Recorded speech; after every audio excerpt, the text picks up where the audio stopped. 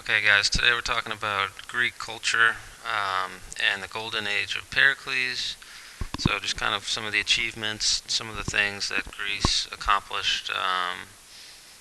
Typically, this golden age, we think about it as right after the Persian War, that kind of launched a golden age, and then kind of uh, it goes all the way into the Peloponnesian War. When after the Peloponnesian War, remember Athens and Sparta and some of the other city-states will start to decline, and we'll see a different group come in that we'll talk about later. So Pericles was the ruler of Athens, like I just said, in between the Persian and Peloponnesian War. He extended democracy, allowing most adult males who were free in the city to be able to vote. One of the ways he extended democracy was by making public office kind of a paid position, whereas previously you didn't get paid for being a politician. So that kind of meant that only the rich people could afford to be a politician because they had enough money where they could survive without the extra income. But now, because you got paid to be a politician, anybody could go do it, and that was kind of like a job.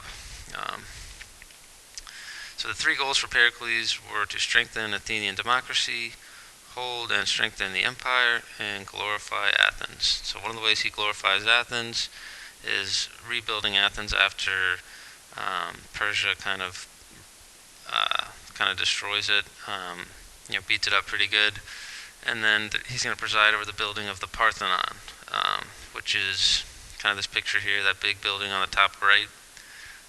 The Parthenon was a temple to Athena, and we'll talk about it in a second here. It's one of the examples of Greek architecture. So all along the shores of the Aegean Sea, you would see these kind of cool works of architecture. So the Parthenon was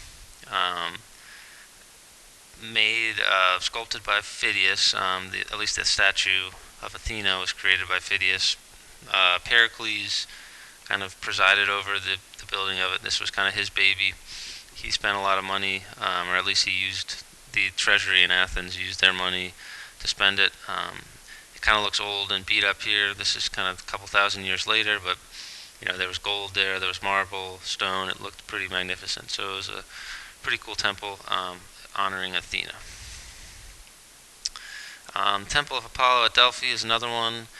There would be an oracle at Delphi. People would go see the oracle to kind of get prophecies or to get wisdom.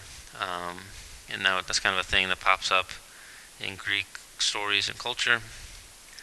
The Temple of Zeus at Olympia, this is kind of a picture of what it might have looked like back in the day. A lot more impressive. Obviously right now it's just kind of ruins that you can go see if you're a tourist. And of course, kind of the Acropolis. Acropolis means fortified hilltop. This is the area where the government would kind of be run. The important buildings are all here. We see the Parthenon up here. We see some other important government buildings over here. And kind of the rest of the city would surround the Acropolis. So there's three types of Greek columns that you need to know: Doric, Ionic, and Corinthian. Doric, kind of a more plain style. Ionic kind of has these rounded parts up here, and Corinthian's a little bit more fancy. So these three types of columns still influence architecture today. You can still see them for architects who kind of do that Greek style. So the Greeks wanted to portray ideal beauty, not necessarily realism in their art.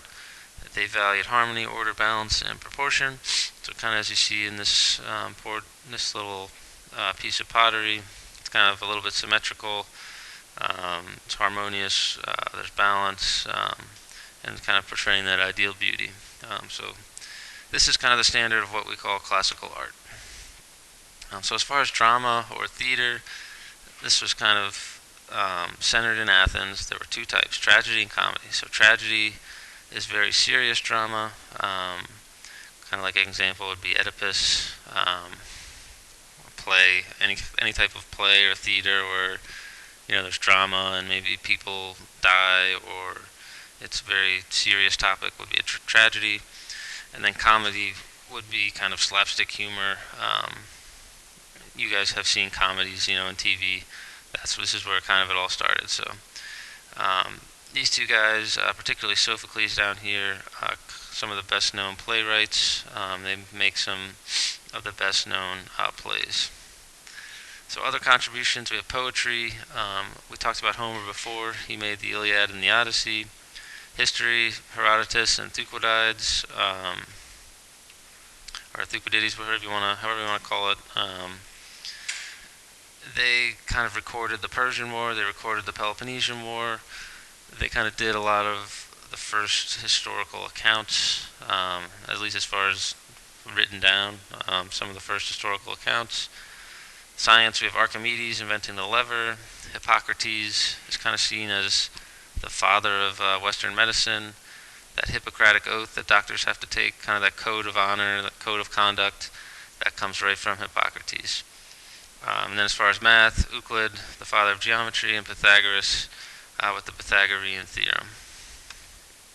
So the Greek philosophers, these guys kind of believed that the universe is put together in an orderly fashion and that you can understand it if you use the rules of logic and reasoning to come up with, rational thoughts. So Socrates was the first big philosopher.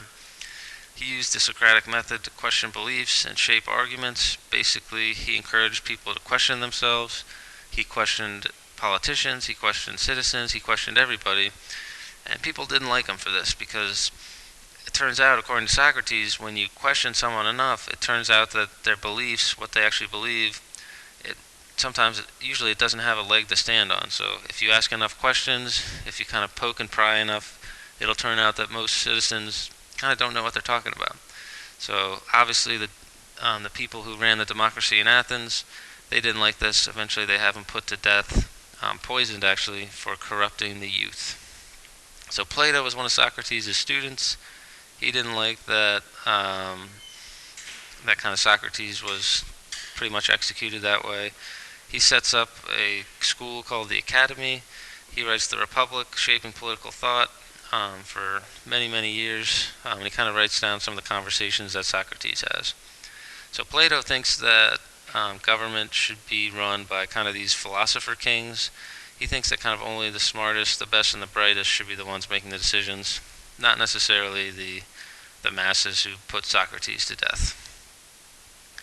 And then Aristotle is kind of the last one. He's more of a science type philosopher. He is big into the scientific method. A lot of people think he was one of the first ones to make the scientific method. He's Plato's student, and he's one of Alexander the Great's tutors. All right.